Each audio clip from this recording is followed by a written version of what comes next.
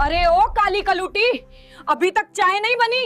लोग कहेंगे कि इनकी बड़ी बहन इतनी बदसूरत है तो पता नहीं खानदान में क्या कमी होगी। अगर खाने में कोई कमी हुई तो तेरी खाल उधेड़ दूंगी। शहर के एक पुराने मोहल्ले में एक बहुत ही पुराना मकान था जिसकी दीवारों का प्लास्टर जगह जगह से उखड़ चुका था और उसी मकान की चार दीवारी के अंदर सकीना की पूरी दुनिया सिमटी हुई थी। सकीना, जिसकी उम्र तो अभी सिर्फ 7 साल थी, लेकिन उसकी आंखों में ऐसी उदासी थी जैसे उसने सदियों का गम देखा हो। सकीना का कसूर सिर्फ इतना था तो उसका रंग गहरा काला था।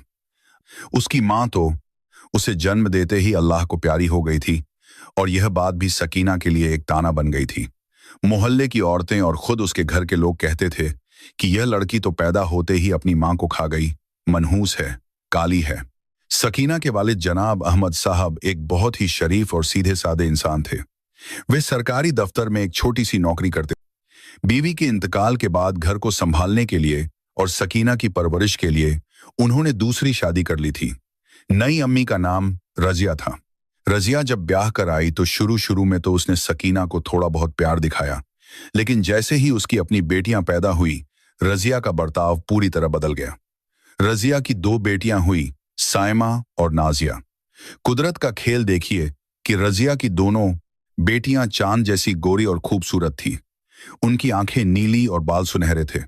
अब एक ही घर में अंधेरा और उजाला दोनों साथ साथ पल रहे थे।